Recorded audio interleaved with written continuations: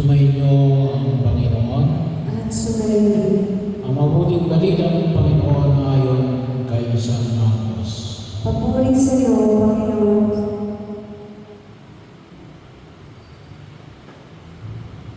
Noong panahon yung muling tumawid si Jesus sa ibayo ng lawa ng Galilea, nakasakay sa bangka, nasa baybay pa siya ng lawa, nang pinagkalimpunan na siya ng maraming tao, dumating ang isang lalaki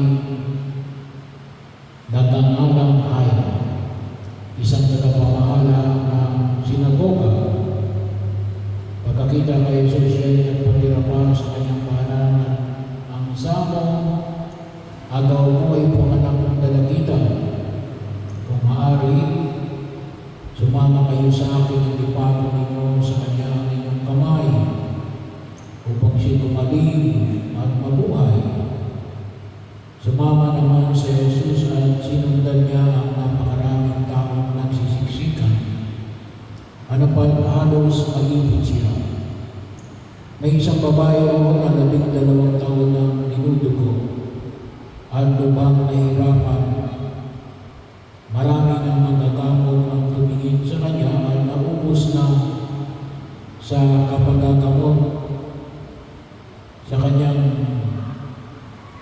ari-arian, ngunit hindi siya napabuti kahit kaunti, bagkos ay lalong lumubha.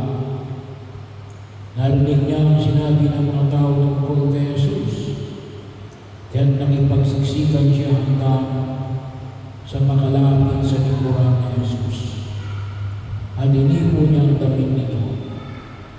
Sapagat sinabi niya sa sarili, mahipo ko lang ang kanyang damit ay gagaling na ako.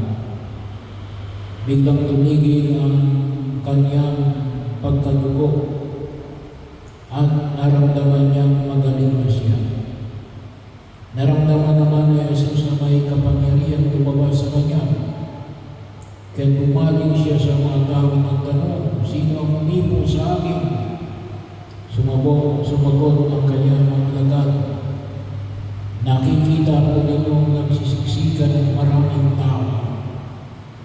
Tinatanong ninyo kung sino umipo sa inyo. Subalit, patuloy na duminga-linga sa Jesus. Hinahanap ang umipo sa kanya. Palibhas ay alam ng babae ang nangyari, siya ay nanginginig sa takot na lumapit kay Jesus, nagpatira pa at ipinagdapat ang buong katotohanan. Sinabi sa kanya na Jesus, anak, pinagaling ka sa iyong pananalig sa akin. Umuwi ka na at ipanatag mo ang iyong kalooban. Lubusan ka ng magaling sa iyong karamdaman. Samantalang nagkasalita pa si Jesus, may ilang dumating mula sa bahay ni Jairo. Patay na po ang bata. Sabi nila, bakit pa ninyo alalahanin ang guro? Hindi pinansin ni Jesus ang kanyang sinabi at sa halip ay sinabi sa tagapamahala, huwag kang mabagabag, manalig ka. At wala siyang sinama kundi si Pedro at ang magkapatid na Santiago at Juan.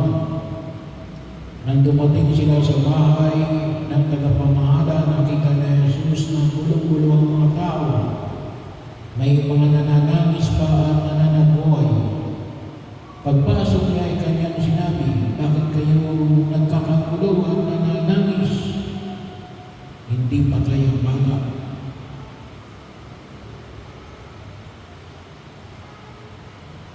Natutulog lamang. Ngunit pinagtawanan siya ng mga tao.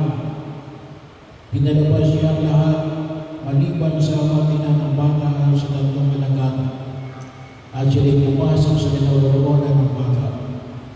Hinawakan niya ito sa kamay at sinabi, Talita Kumi, nang ibig sabihin binig, sinasabi ko sa iyo, magbangon ka.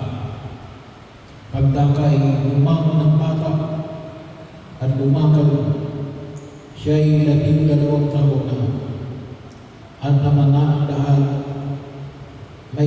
na ipinagbili ni Jesus na huwag ipaalam ito kanino man. At iniutos niyang bigyan ng pagkain